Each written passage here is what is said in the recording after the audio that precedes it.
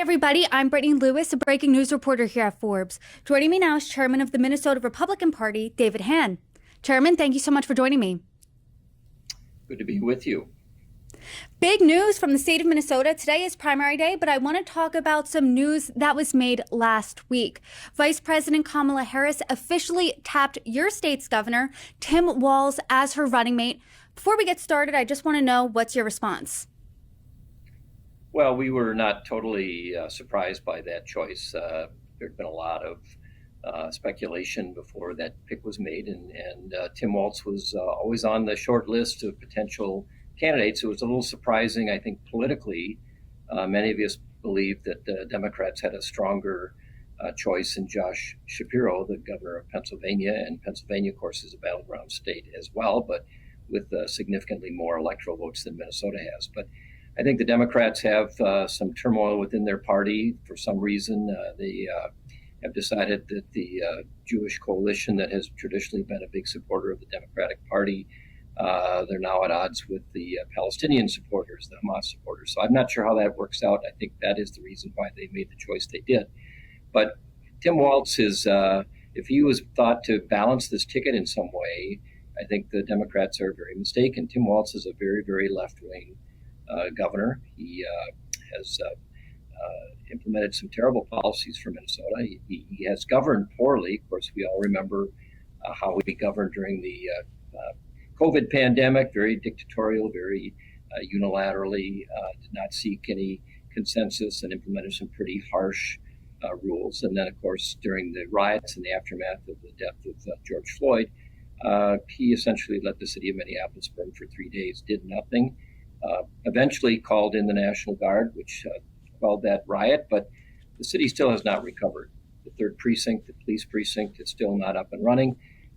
Businesses have left. There's a crime wave, violent crime wave going on in Minneapolis. People are fearful. That used to be a pretty thriving city for nightlife after baseball games or basketball games. It's pretty much dead.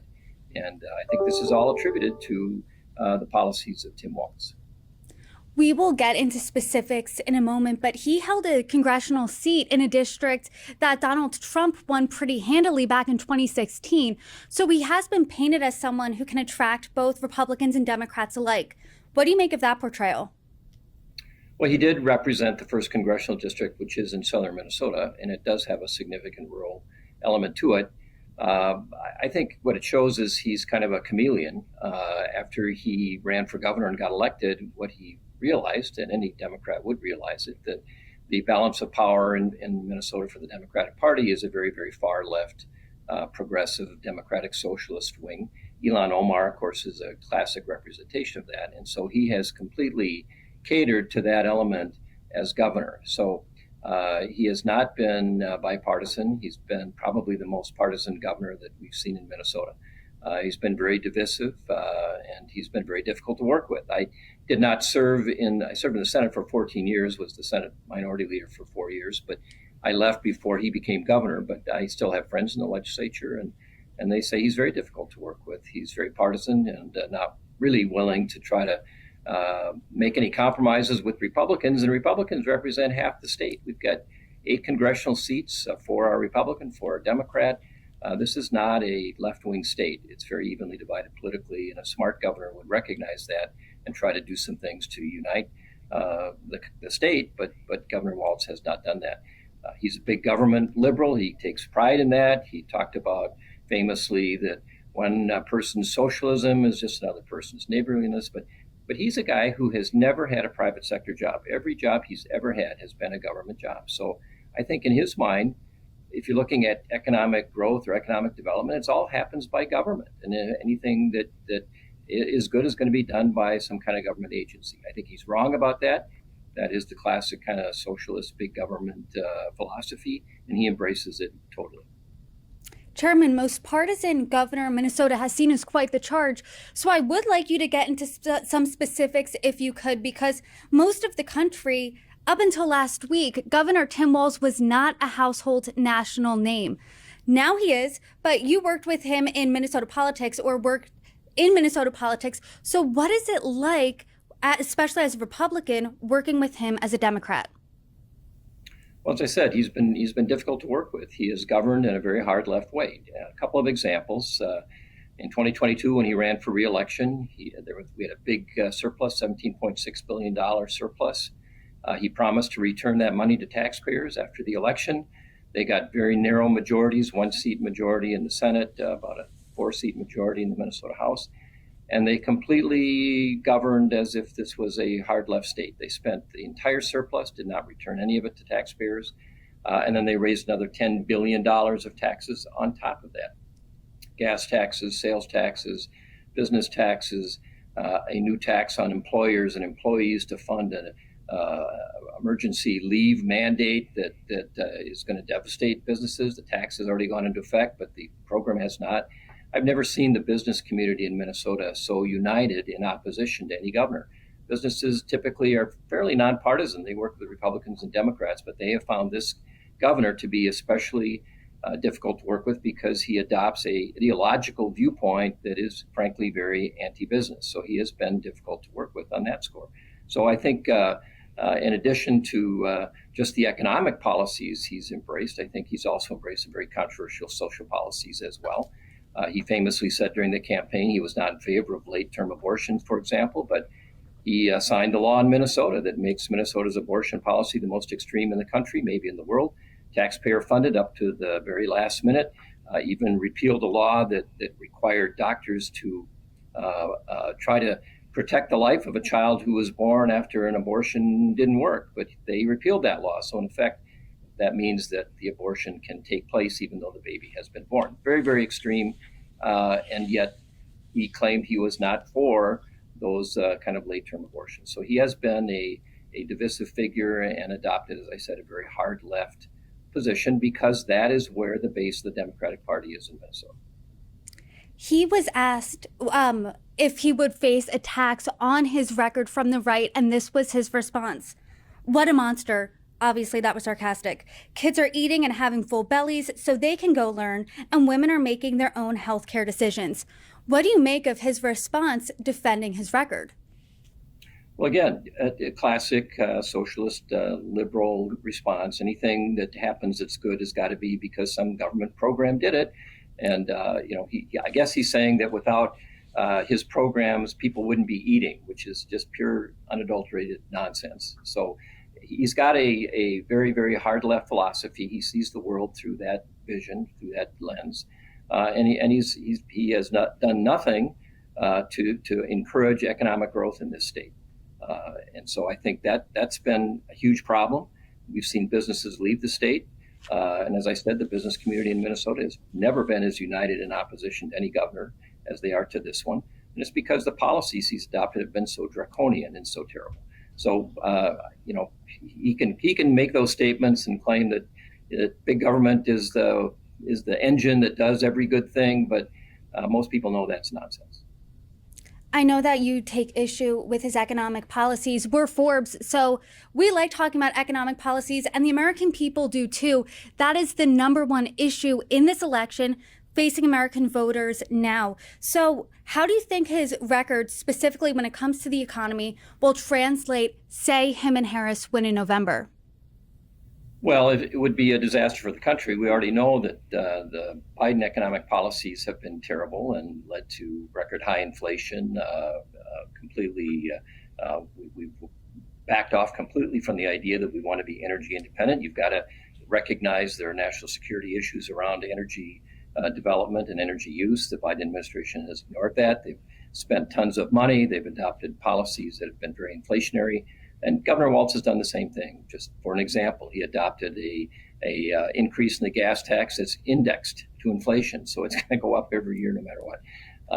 So these are policies that hurt every American in the pocketbook. They look at the price of things on the shelves in grocery stores. They look at the price of gasoline.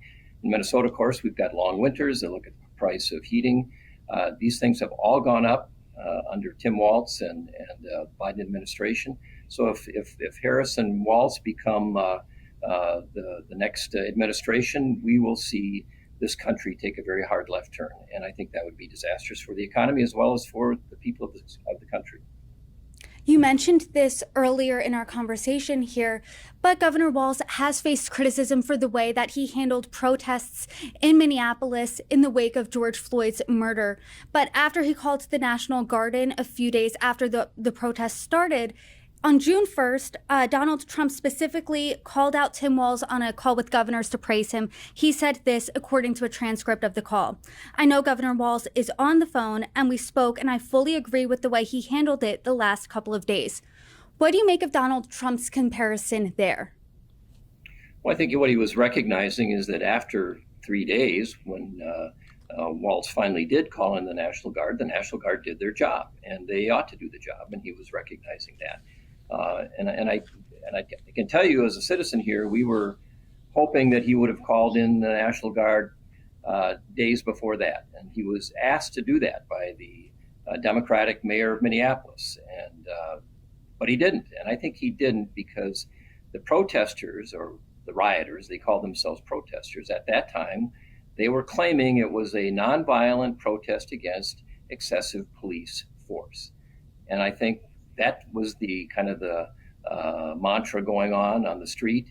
And I think Governor Walz was fearful that if he took strong action to put down those protests, those riots, that he would be criticized by the leftist base of the Democratic Party. And he was reluctant to do that. And it wasn't until it was clearly out of control that he finally agreed to call in the National Guard. And they came in and they did their job and they shut down the protest, but the city itself is still not recovered. And because in the aftermath, he, along with many other Democrats, adopted this philosophy that the real problem with crime in Minneapolis is not the out of control behaviors of criminals and gang members, it's that the police force is out of control.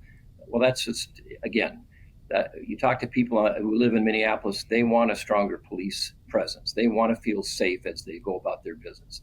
People are leaving the city. There's been a net loss of population from Minnesota to other states in the last 2 or 3 years. And I think it's because of these kinds of crazy policies of Governor Walz. Chairman, today is primary day in Minnesota.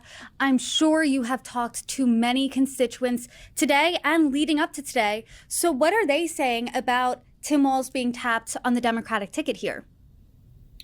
Well, I think in some respects, people are anxious to vote against him here in Minnesota. His term as governor doesn't end until 2026, so there isn't really an opportunity under normal circumstances to express their opinion about a governor who is popular with Democrats. There's no question about that. But if the polling is anywhere near correct, he's very unpopular in terms of his policies with independent voters and certainly with Republicans. So I think it may work against the Democrats in their expectation that somehow this choice is going to help them carry Minnesota. It's revealing that they thought they needed to have a governor to carry a state that hasn't voted for a Republican for president in 52 years. But I think we will see a strong turnout in the general election, and I think people are looking to have an opportunity to express their displeasure with not only the Biden administration, but here in Minnesota with the Walz administration. And before I let you go, one of the most watched races coming out of Minnesota today is across the aisle, the primary race between Squad member Congresswoman Ilhan Omar and her challenger Don Samuels. What are your thoughts on that race? I know Don Samuels. When I was in the Senate, I worked with him on some education issues. He served on the school board in Minneapolis. He is a Democrat, but he's from a branch of the Democratic Party that believes that there should be some common sense applied to policy. Congresswoman Omar, unfortunately, is not. 2 years ago, Don Samuels took a shot at the primary, and no one expected that he would do as well as he did. He came within, a point or two of overturning her nomination, and he's making another shot at it. I don't know whether he'll prevail or not. It wouldn't surprise me if he wins. I think Congresswoman Ilhan Omar has been a lightning rod for divisiveness, and there is a significant population in the Twin Cities that is part of the Jewish community, and they've been very unhappy with not only her positions, but the Democratic Party's positions generally on the war against Hamas. And so it'll be interesting to see how that turns out. I know that the national organizations have not paid as much attention to this race as they have for the congressional race down in Missouri or the one in New York. But it'll be interesting to see how this turns out. Chairman David Hann, I appreciate your time today. I enjoyed our conversation. You're welcome back anytime. Thanks for joining me. Thanks for having me. Good to be with you.